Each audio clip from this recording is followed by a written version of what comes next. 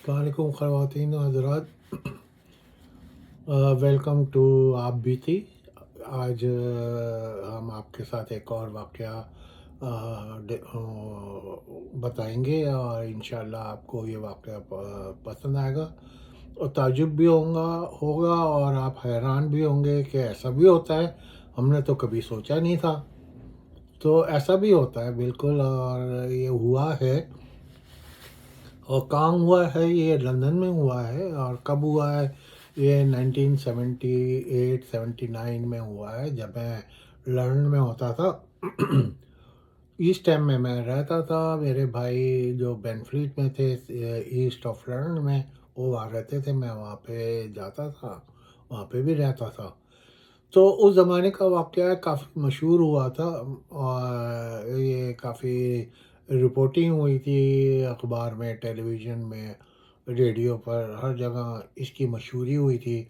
उस वक़्त कंप्यूटर या वो नहीं था, इलेक्ट्रॉनिक डिवाइसेस नहीं थे, जैसा सेल फ़ोन है, आईपैड है, ये नहीं होता था। और कंप्यूटर भी बड़ा पुराना, और वो फोर्ट्रान वगैरह चलते थे जिनके पर वो हेवी ड्यूटी, तो वो होते थे तब। बहरहाल उस ज़माने की बात है और ये वाक़या है साउथ हॉल का। साउथ हॉल को मैं आपको बताऊं, ये वेस्ट लंदन में है और यहाँ पे ज़्यादातर इमिग्रेंट रहते हैं। उन इमिग्रेंट में तादाद जो है वो इंडियंस की ज़्यादा है, इंडियन वहाँ पे ज़्यादा रहते हैं। साउथ हॉल, तो उसको मिनी इंडिया भी कहते हैं लोग। तो वहाँ एक खातून रहती थी, उनका नाम था समरीन। समरीन रहती थी और समरीन जो थी वो अकेले रहती थी। उनकी डाइवोर्स हो गई थी हस्बैंड के साथ, तो वो अकेले रहती थी। और उन्होंने शॉप लिफ्टिंग का ऐसा तरीक़ा ये ईजाद किया था कि जो ना पहले आपने कभी सुना, ना आइंदा कभी सुनेंगे। ये इतना अनोखा शॉप लिफ्टिंग का तरीक़ा था जो मौजूदा तरीक़ों से बिल्कुल अलग था। इतना एडवांस होने के बावजूद भी वो तरीक़ा आज तक किसी ने नहीं किया, क्योंकि अब तो सारी चीज़ें मॉडर्नाइज हो गई हैं, बारकोड आ गए हैं, स्कैन करते हैं, तो उसमें हेरा फेरी बड़ी मुश्किल होती थी। शॉप लिफ्टिंग का जो मेथड था, जो लोग अपनाते थे, जो लोग करते थे, वो या तो चीज़ें उठा के अपने बैग में रख लेते थे, या जेबों में डाल लेते थे, या जिस्म में छुपा लेते थे कपड़ों में, या फिर वो कोई ऐसी जगह रख देते थे कि जहाँ से बाहर निकलने के बाद उसको वो उठा ले, ताकि वो काउंटर से, जहाँ पे पेमेंट होती है, वहाँ से वो उसको बाईपास कर दे। इस तरह के वाक़ये तो आम हैं और आज भी हो रहे हैं इस तरह के वाक़ये, मगर जो तरीक़ा मैं आपको बता रहा हूँ वो यूनिक था, अपने लिहाज से बहुत ही यूनिक था, जिसे सुन के आप ताज्जुब में रह जाएँगे, आप हैरान रह जाएँगे। तो होता ये था कि ये जो समरीन कौर है, ये ऐसा करती थी कि दुकानों में जाती थी, ख़ास तौर के ऑक्सफोर्ड के बड़ी-बड़ी दुकानों में जाती थी। इसका मशग़ला ये था कि सुबह ये गाड़ी में निकलती थी अपनी कार में और शाम में आती थी। ये इसका सुबह से शाम तक का जॉब था कि डिपार्टमेंटल स्टोर्स में जाना, वहाँ चोरी करना, शॉप लिफ्टिंग करना।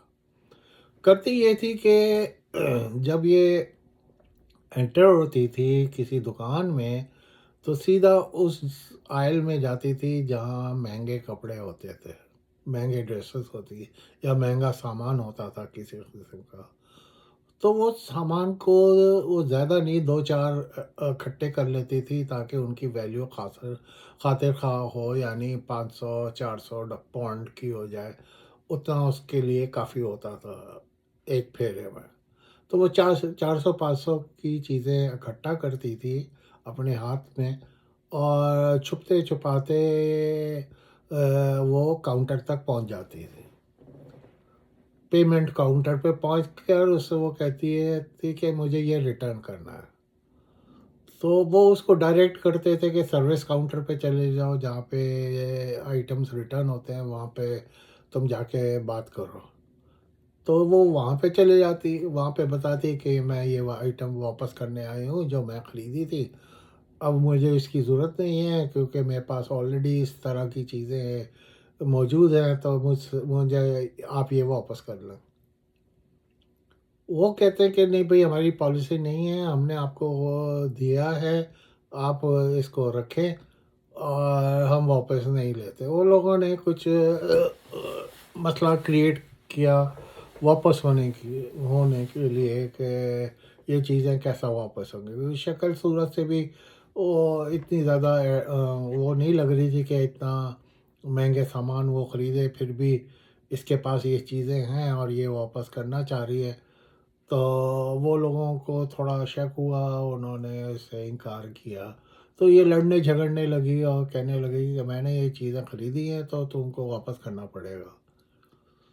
تو وہ اپنے مینیجر کو رپورٹ کرتے ہیں، مینیجر آتی ہے اور مینیجر کے ساتھ بھی یہ بحث کرتی ہے، اس کو کنونس کرنے کی کوشش کرتی ہے کہ میں نے یہ چیزیں خریدی تھیں، تم کیوں نہیں واپس کر رہے ہیں؟ یہ تو پالیسی ہے ہر ڈپارٹمنٹل اسٹور کی، اگر پسند نہیں آیا تو واپس کرو۔ میں بھی واپس کر رہی ہوں کیونکہ اس وقت بارکوڈ نہیں ہوتا تھا، کوئی وہ نہیں تھا کہ اس کو ٹریس کرے، اور اس کے پاس رسیدیں بھی نہیں تھی۔ رسیدیں نہیں ہونے کی وجہ سے یہ مسئلہ ہو گیا تھا، اور یہ مسئلے کی وجہ سے انہوں نے واپس نہیں کیا تھا۔ مینیجر آ گئی، مینیجر کے ساتھ بھی یہ حجت کرنے لگی، تو مینیجر ڈیمانڈ کرنے لگی کہ بھائی بغیر رسید کے ہم کیسا واپس کر لیں؟ تم نے خریدا ہے ہماری جیسی اسٹور سے یا نہیں خریدا ہمیں نہیں معلوم۔ تو وہ کہتی کہ کیسا نہیں معلوم، تم اپنا ریکارڈ چیک کرو اور یہ کرو۔ تو ان کے پاس تو نہ تو کوئی ریکارڈ ہوتا تھا، نہ وہ چیک کر سکتے تھے۔ تو بہرحال کافی کافی بحث و تکرار کے بعد وہ جو مینیجر ہے کہتی ہے کاؤنٹر والوں سے کہ تم اس کو گفٹ کارڈ دے دو تاکہ یہ کوئی دوسری چیز لے لے یا اس جیسی چیز کوئی اور لے لے اتنے ہی ویلیو کے۔ تو وہ 300 400 کا اس کو گفٹ کارڈ دے دیتے ہیں اور وہ وہاں سے چل پڑتی ہے۔ اب اس کے پاس 300 400 کا گفٹ کارڈ ہوتا ہے جو بغیر خریدے بغیر کوئی پیسہ لگائے اس کو مل جاتا۔ اب یہ گفٹ کارڈ لے کے اسی طرح فار ایگزامپل وہ ڈیبن ہیم میں گئی ہوتی ہے، وہاں پہ یہ حرکت کی ہوتی ہے، تو دوسرے شہر میں ڈیبن ہیم میں ہی جاتی ہے اور وہ گفٹ کارڈ یوز کرتی ہے۔ وہ 300 400 کا سامان خرید لیتی ہے اور وہاں سے وہ رسید اس کو مل جاتی ہے، گفٹ کارڈ وہ دے دیتی ہے۔ تو اب یہ لیگلی وہ پرچیز کرتی ہے، جعلی گفٹ کارڈ پہ لیگلی وہ پرچیز کرتی ہے، اب اس کے پاس رسید ہوتی ہے۔ اب وہ تیسرے ڈیبن ہیم میں جاتی ہے اور کہتی ہے یہ واپس کرنے میں آئی ہوں اور یہ اس کو واپس کرو، یہ ہے اس کی رسید۔ جب رسید بھی ہوتی ہے، سامان بھی ہوتا ہے، سامان بھی کلین ہوتا ہے، نیا کا نیا ہوتا ہے، کوئی مسئلہ نہیں ہوتا ہے، تو وہ واپس کر لیتے ہیں اور اس کو پیسے دے دیتے ہیں۔ $400 جو تھے وہ اس کو واپس مل جاتے ہیں۔ وہ $400 لے کے اب اگر 5 نہیں بجے تو دوسری دکان میں چلے جاتی ہے، وہاں پہ بھی یہی حرکت کرتی ہے، چیزیں کلیکٹ کرتی ہے اور جا کے کاؤنٹر پہ جھگڑا کرتی ہے کہ میں واپس کرنے آئی ہوں۔ وہ لوگ رسید پوچھتے ہیں اور اس کے پاس رسید نہیں ہوتی ہے، تو کچھ تو واپس کر لیتے ہیں، کہتی کہ میں کھو گئی ہے، تم اپنا ریکارڈ چیک کرو، ان کے پاس ریکارڈ نہیں ہوتا۔ تو یا تو وہ واپس کر لیتے ہیں یا گفٹ کارڈ دے دیتے ہیں۔ گفٹ کارڈ اگر دے تو وہ دوسری دکان پہ جا کے خریدتی ہے اور تیسری دکان پہ واپس کرتی ہے، تو وہ پیسے حاصل کر لیتی ہے۔ تو یعنی دن میں وہ 1000 2000 $2500 جو ہے ایک دن میں کما لیتی ہے۔ اب جب اس کی کمائی پوری ہو جاتی ہے تو وہ گھر جاتی ہے شام کے 6 7 بجے، آرام سے جا کے کھا پی کے سو جاتی ہے۔ پھر اگلے دن پھر یہی سلسلہ شروع ہو جاتا ہے، پھر تیسری دکان جاتی ہے۔ انوکھی بات یہ ہے کہ کاروائی میں یہ بھیس بدل بدل کے جاتی تھی، کبھی برقع پہن کے جاتی تھی، کبھی حجاب باندھ کے جاتی تھی، کبھی ماڈرن عورت بن کے جاتی تھی، میک اپ کر کے جاتی تھی۔ ہر دفعہ اس کا گیٹ اپ دوسرا ہوتا تھا کہ پہچانے نہ جائے۔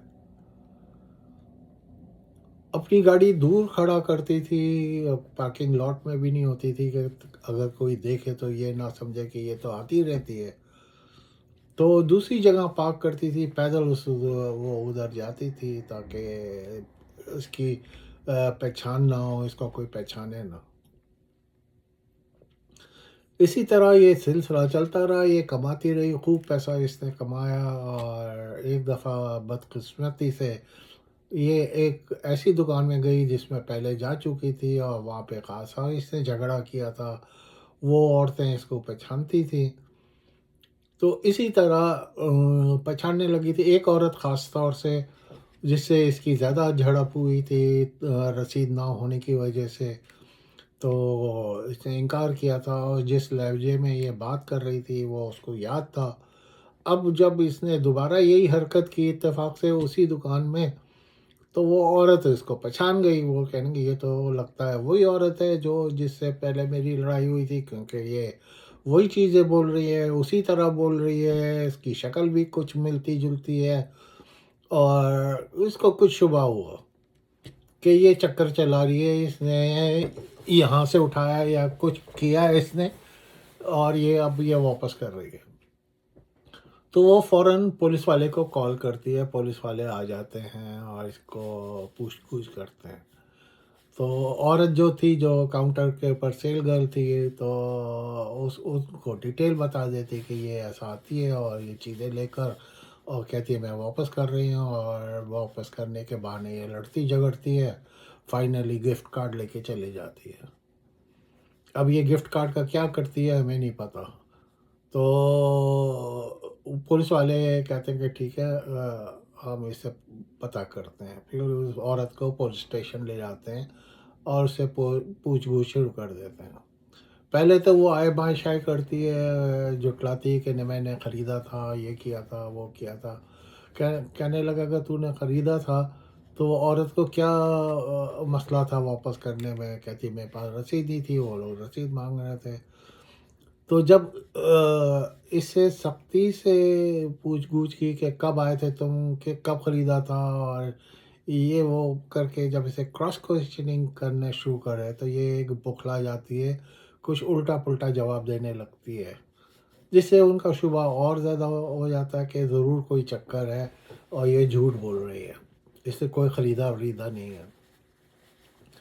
پھر اس کو پھر وقفے کے بعد دوبارہ پوچھ گچھ ہوتی ہے، اسی طرح 8 گھنٹے تک اس کے ساتھ مغز ماری کرتے ہیں پولیس والے۔